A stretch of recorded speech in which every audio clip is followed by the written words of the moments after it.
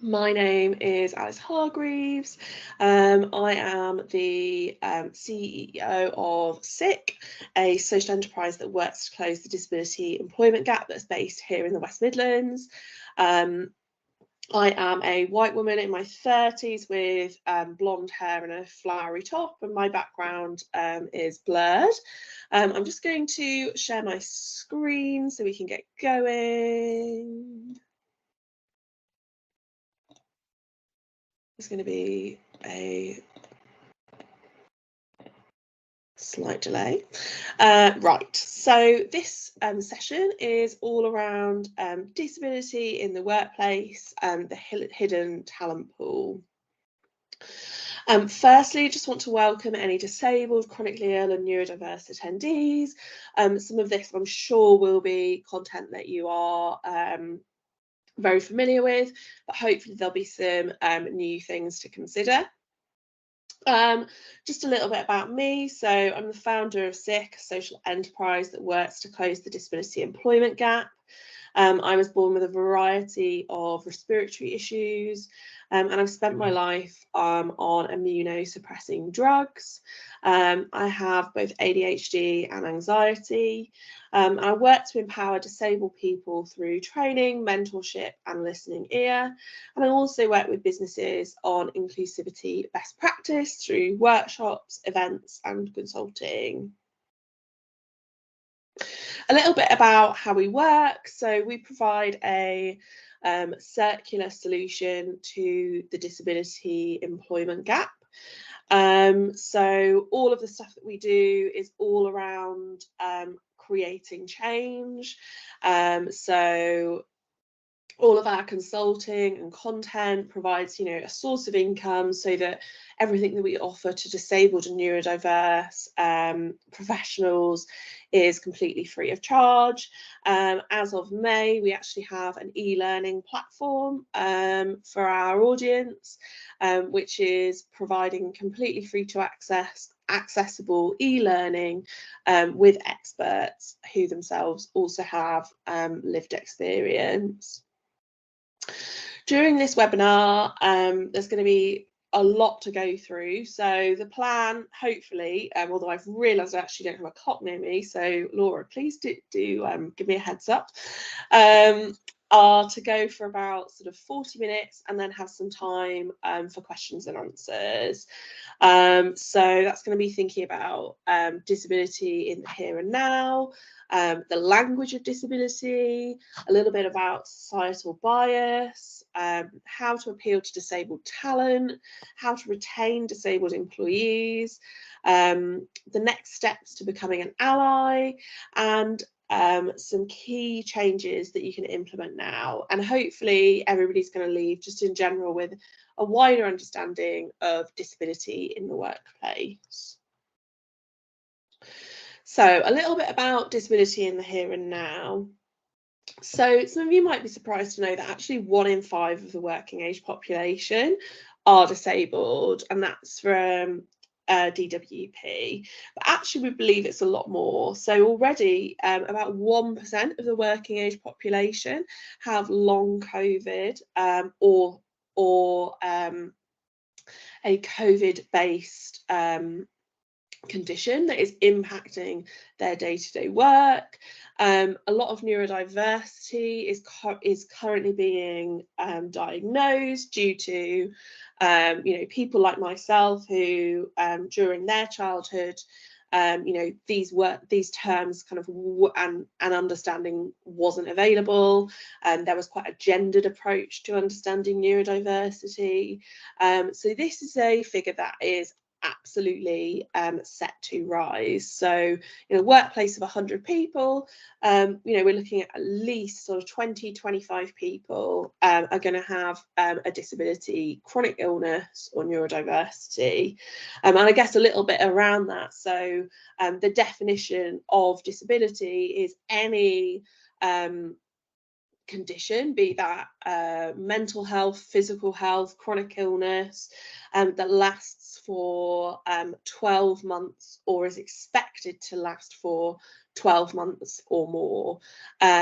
So for example, somebody who might be undergoing cancer treatment might sort of join this community for a period of time, and then, all being well, leave this community later down the line. But what's really interesting, I think, about the disabled community is it's a huge intersectionality, it's a huge community, and it's a community that most of us will join in our lifetimes. 77% of businesses globally are experiencing talent shortages. So that means that they have roles that have been left unfilled for 6 months or more, and they don't have the talent to fill those roles. Yet the disability employment gap is growing. It's at 29.8%, which is the highest that it's been in about 5 years. So there's a huge disjoint there. There's all these talented people that are looking to enter the workplace, yet actually and employers are experiencing talent shortages. And for certain communities within the disabled community, that is a lot higher. So for example, if you consider autism, it's around 90% of autistic people are actually currently unemployed. There's also a substantial disability pay gap. This is around 20%. So £2.10 is the average disability pay gap. Yet there's been a lot of research recently around the actual additional cost of being disabled. So Scope recently published its disability price tag, which showed that disabled people and their disabled households are actually spending around £975 extra per month. So why should you be hiring disabled people? Well, it's all around improving culture, enhancing your reputation and brand. Driving innovation is a huge one. So think about electric doors and electric toothbrushes and WhatsApp messages. These are all innovative technologies that we use every single day of our lives, or a substantial portion of us do. And actually, they were actually originally designed for disabled people. You can gain new customers. So I'm going to go a little bit more into the purple pound, but it's worth a lot of money to UK businesses each year, and it opens up a new talent pool. So yeah, £274 billion. That is the amount that businesses in the UK miss out on every single year by not including disabled people. So this could be a real variety of things. So for example, if you are a digital only company, you might actually be excluding people that do not have access to your digital technology for a variety of reasons.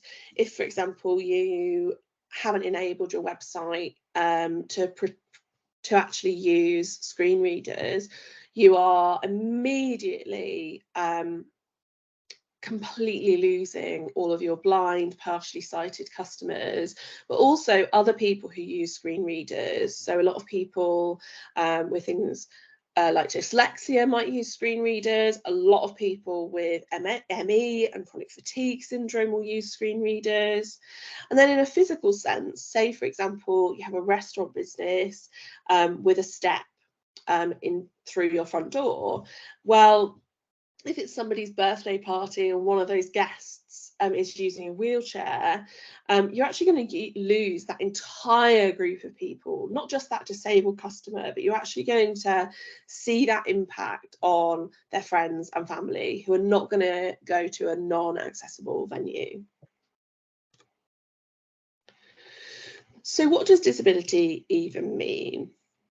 So there are two main models of disability, the medical model and the social model, but I'm going to go into a couple of other models here. So the medical model is the most commonly used model. So this is viewing disability as the problem of the person. So that's directly caused by disease, trauma, or another health condition. And what that model really emphasises is that it is the sole aim of the disabled person to solve those issues themselves. So to either improve their health or to use a specific mobility aid. And this is a model that is used sort of time and time again, whereas actually what the UN is using, what the WHO is using, what our UK government is using is something called the social model, where even though somebody will be disabled, they are actually disabled by their social environment. So, for example, somebody who is neurodiverse and experiences sensory overload, in an office environment, it might, they're in an office environment, and in that office environment, there's a specific thing that's happening that day that's really distracting, and their employer won't let them use noise cancelling headphones.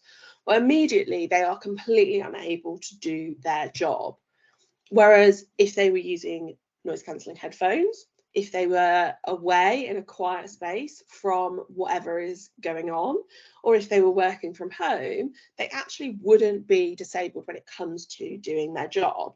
So there's a really common graphic here as well, where, you know, somebody's in a wheelchair and they're facing a set of stairs. Is the person disabled, or are the stairs disabling that person? And then just a little bit about that sort of identity model, and that so this is around kind of really claiming disability as a positive identity, and this really falls into that social model. So there's a lot of concern around, should we be changing the word disabled? Is disabled a bad word? And actually it's really around like owning that label, because it can be a really positive identity, and it's a really fantastic way of finding a whole community of people. The minority model also really falls into that social model. So that's around understanding that the experience of disabled people is similar to other protected characteristics, and it should really be considered more widely in companies' EDI strategies. So there's a really interesting statistic here that 96% of companies globally have an equality and diversity strategy. Yet only 4% of those strategies actually include disability and health. And that absolutely should not be the case. And then there's the tragedy model. Now, this really feeds into that medical model that I was talking about. So this is all around, you know, disabled people are victims of circumstance who are deserving of pity. And that really feeds into that idea that it's kind of the disabled person's fault. You know, they've got this disability. Why aren't they working on that? For example, with I am clinically vulnerable. I had to shield during the pandemic. Not long after kind of stopping shielding and making that decision, I've got pneumonia, and I actually had people on my LinkedIn messaging me telling me that I should try meditation. No. Of course I try meditation as something to help with my anxiety, to help with my ADHD, but it's definitely not going to help pneumonia. So I guess thinking about that kind of social model, well, who else is disabled by society? And actually there's loads of people that are disabled by society: carers, the economically inactive, low-income households, people who live out of town and potentially have to commute really far to work. All of those people are disabled by society when we think about the workplace. So now a little bit about language use. So there's a lot of debate around disabled person versus person with disabilities. Now, in the UK, in general, the disabled community tend to prefer disabled people, disabled person, whereas actually, interestingly, in other English language countries, such as Australia and America, person with disabilities is preferred. But language is so powerful you know, a lot in the media recently is it goes one of two ways. You know, either we as disabled people are burdens, are scroungers, or we're inspirational, we're geniuses. There's a whole thing around, you know, that kind of like inspiration, you know, using us for that kind of like inspirational story. Wheelchair bound versus wheelchair user. Now, this one is absolutely wheelchair user is absolutely the preferred term here. Now, somebody being wheelchair bound suggests that it's the wheelchair that's binding them, whereas actually the wheelchair is their tool. The wheelchair is the thing that is unbound binding them. The wheelchair is the thing that is enabling them to be in society. And then suffers from versus has. Again, in general, there's the preference that for a lot of people that they would rather just say, you know, I have these things. And then also, how do, you know, the able-bodied community consider themselves? So are they able-bodied or are they non-disabled? And actually, we prefer almost like a third term, which is actually not disabled yet, because as I said right at the beginning, this is a group that we can all join at a point in our lives. But what's the most important thing with language? Well, don't worry about getting it wrong, but always ask. Always ask somebody, you know, do you prefer identity first or person first language? And that person will be able to answer for you. I think where somebody is assuming what other people like, and especially, you know, with identity first versus person first language in the UK, 99% of people prefer identity first, but then as soon as we go to America or Australia, that completely flips on its head.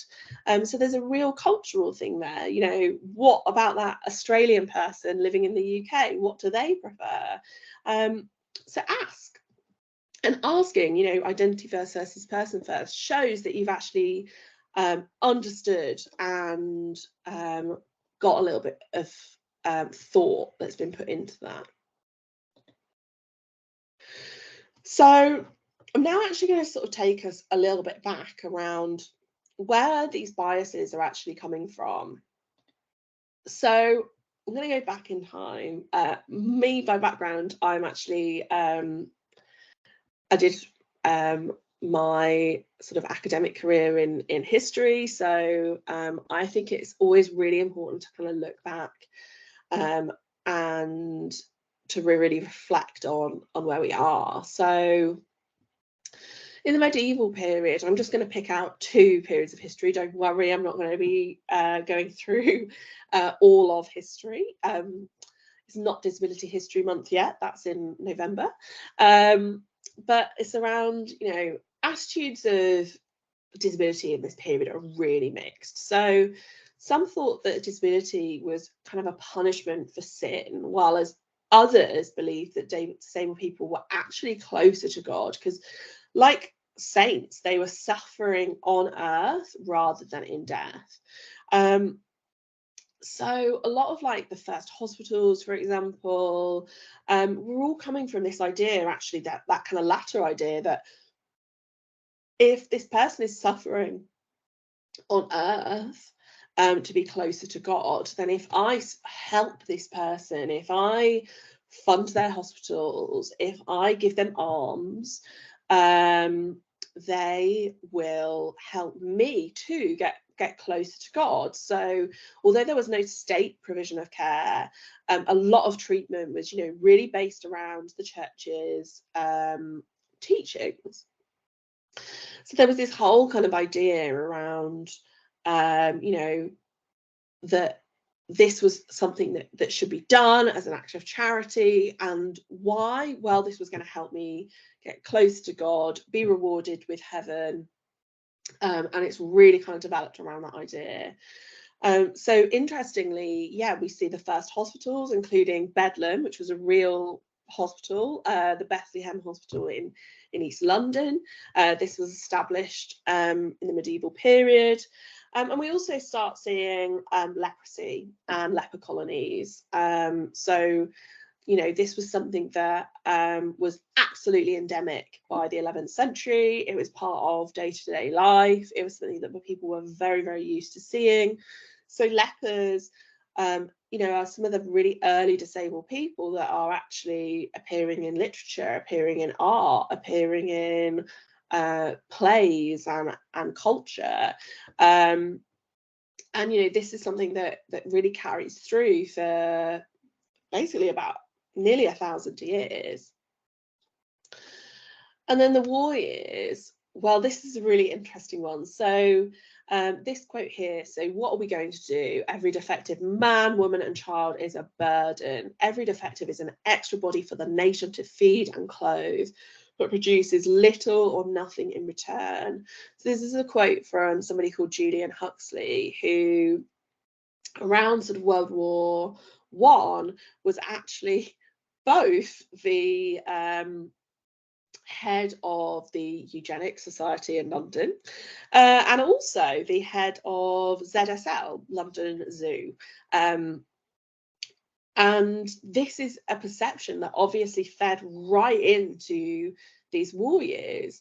But then really, really interestingly, you know, we've got nearly 2 million people permanently disabled after World War One, and another huge group of people after World War Two who are disabled and lauded as heroes, being provided with free housing, being celebrated.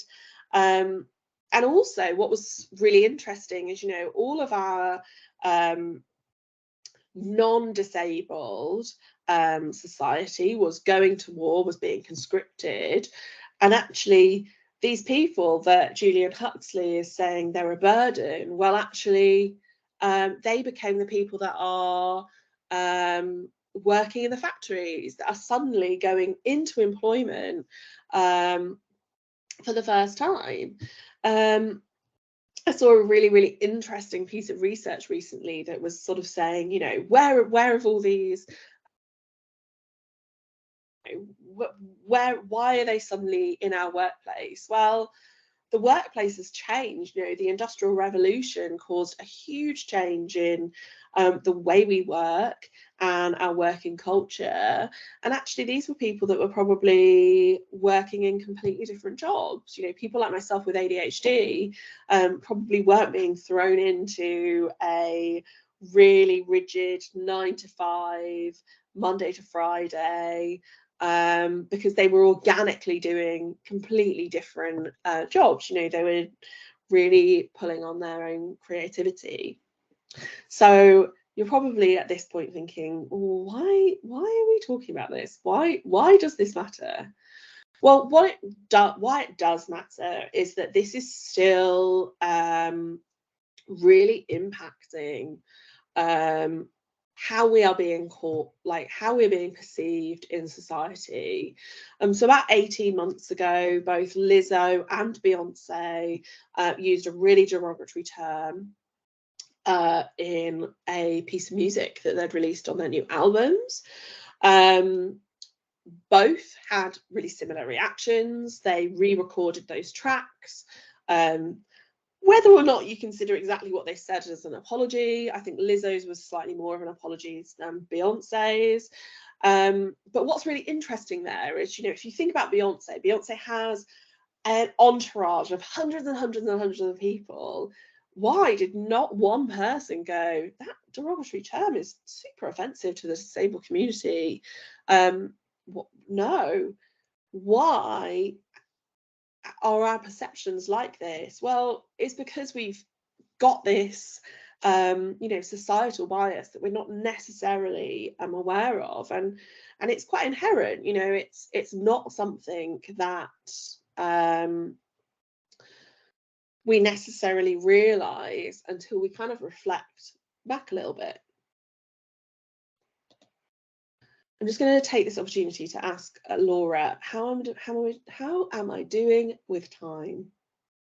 You're not too bad with time. We're nearly at 10:30, so sort of Cool. another 10-15 minutes. Oh, great. Okay, cool.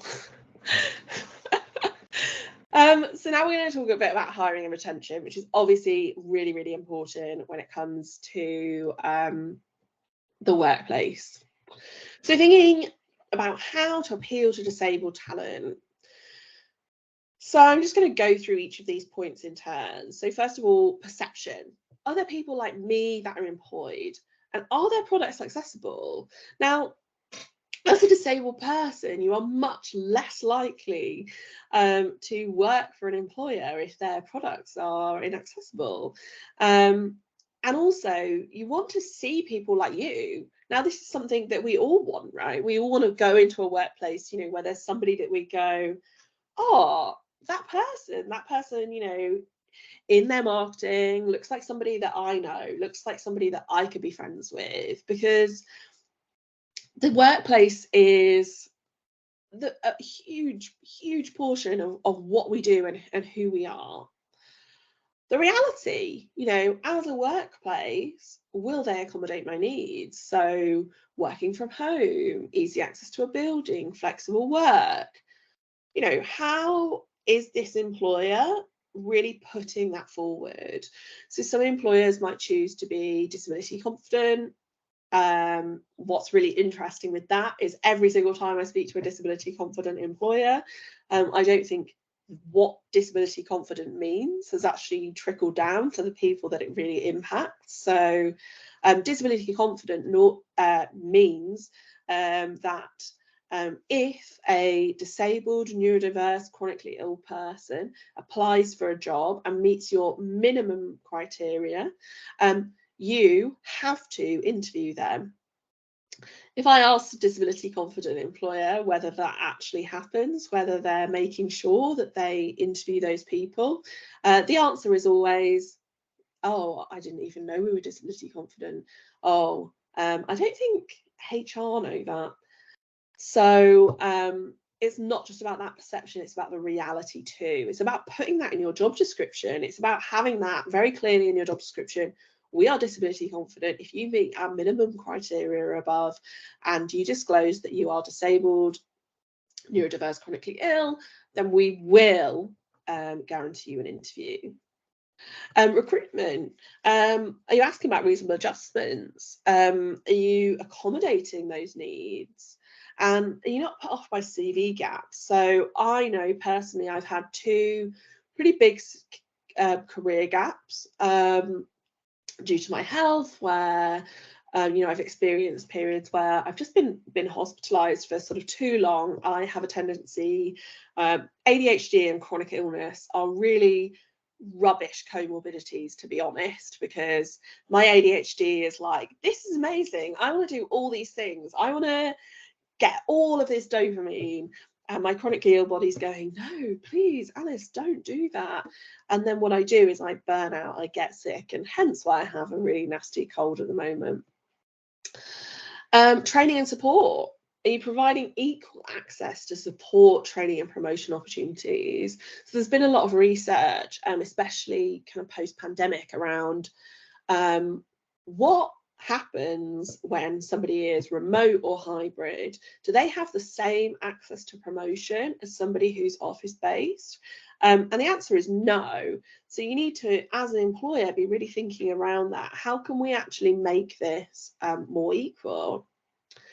Open to learning, this is a discussion. Every experience is unique. Hopefully today you're going to be coming away with just some insights that you can take away, but it's a constant learning, and being really genuine and honest. And then in terms of retention, so can you provide flexible hours? Can you provide working from home or hybrid work?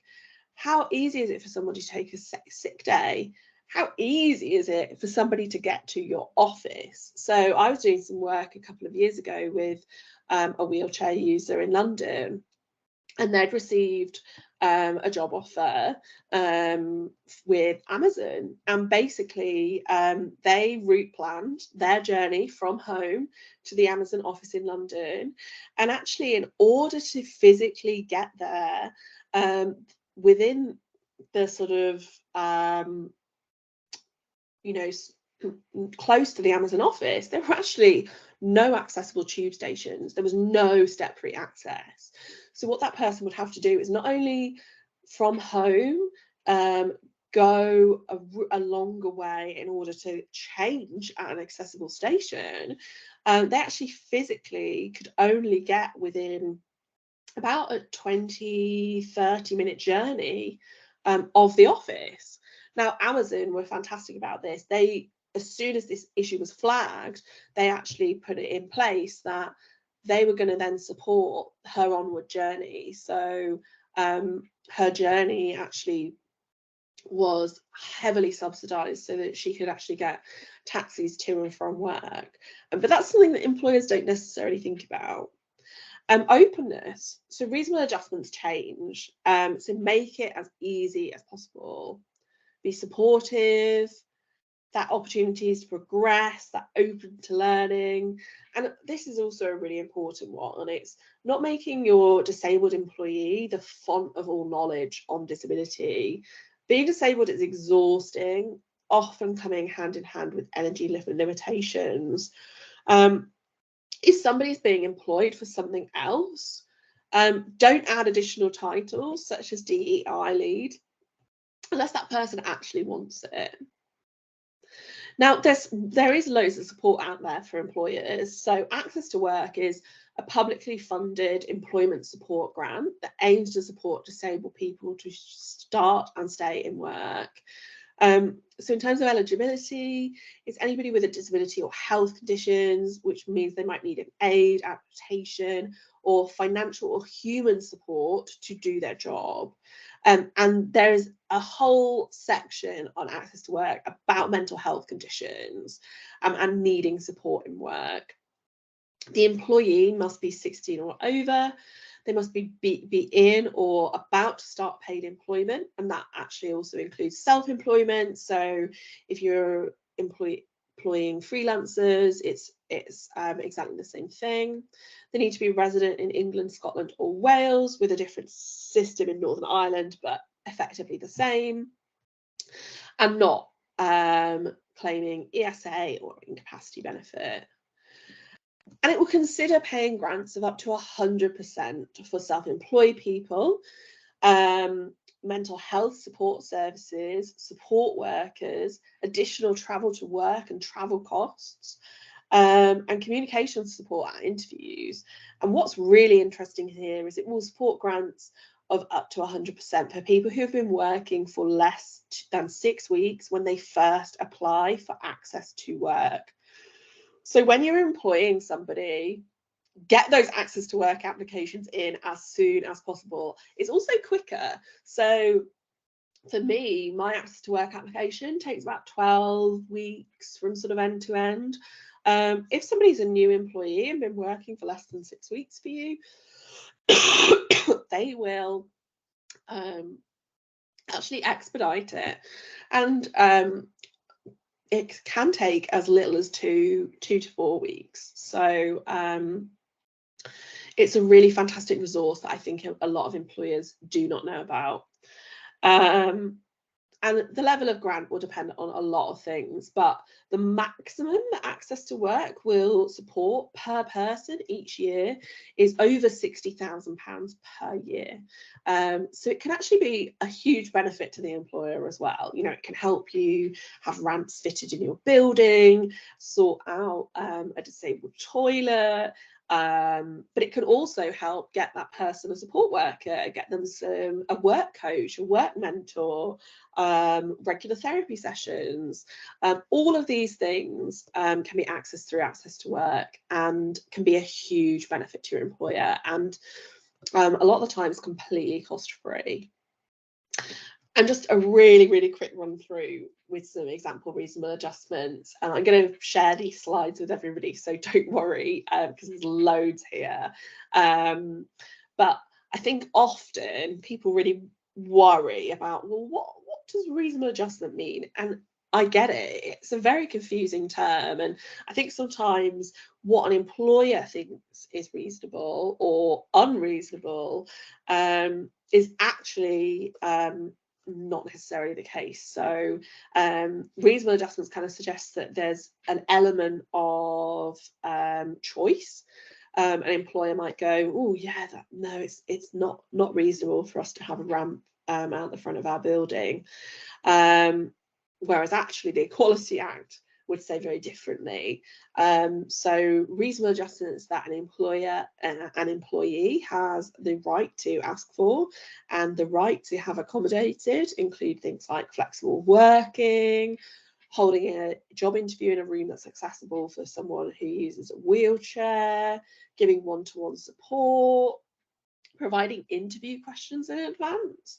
If somebody asks for this, you by law have to give any of these things, sharing agendas ahead of meetings, circulating actions after a meeting, phased return to work. These are just a few of the reasonable adjustments, and I just kind of want to emphasize here that reasonable kind of suggests that there's some choice, but actually there isn't really. I realise I'm going to have to really quickly go through this bit, but a little bit about digital access and allyship. So quick inclusive marketing wins that we can all make.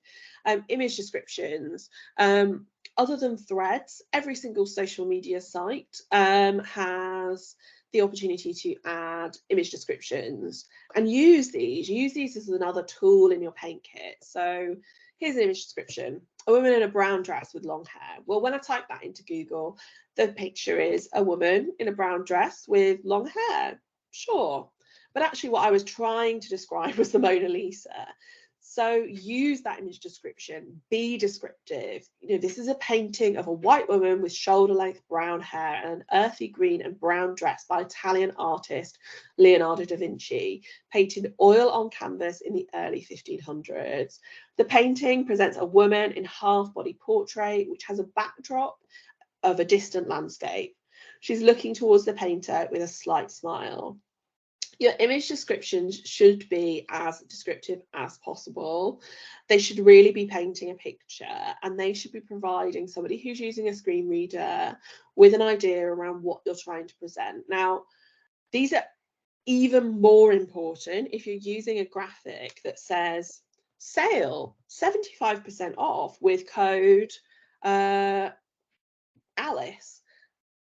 If you're not putting that in the body of your text, you are immediately excluding loads and loads of people. So you actually have to describe that image, right? You have to be like, this is an image with our logo on it in these colors, and there's huge text in the middle, and it says sale 70% off.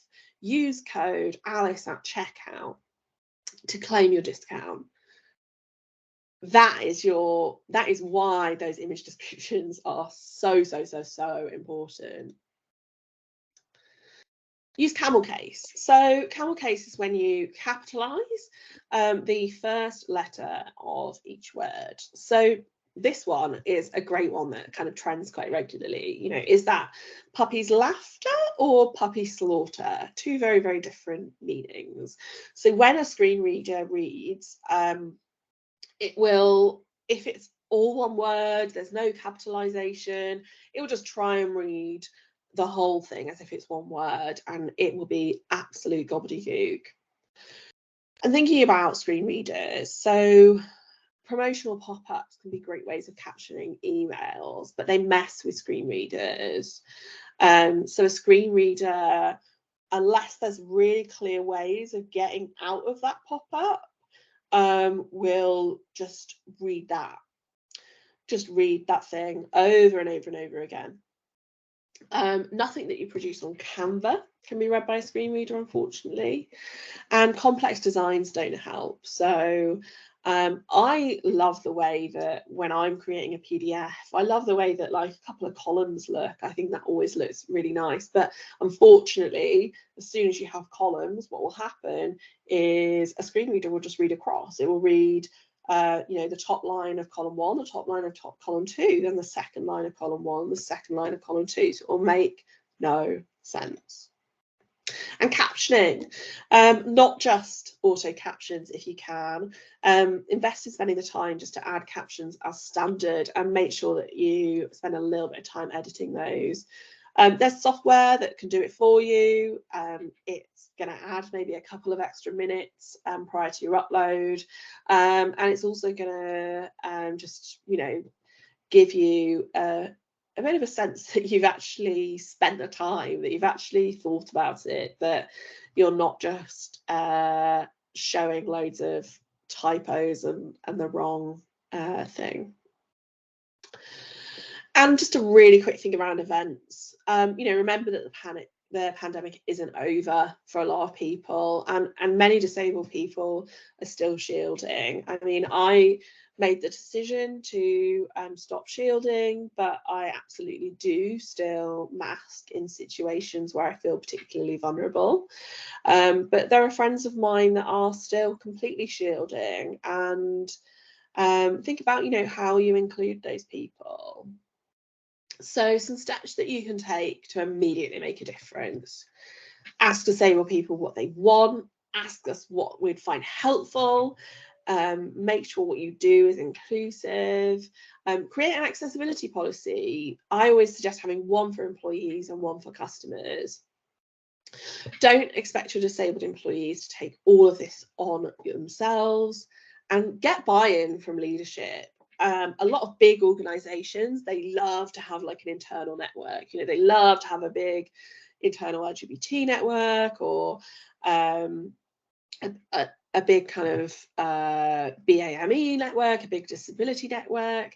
But if there's no buy-in from the top, those conversations are not going to lead anywhere. So there does need to be buy-in from leadership.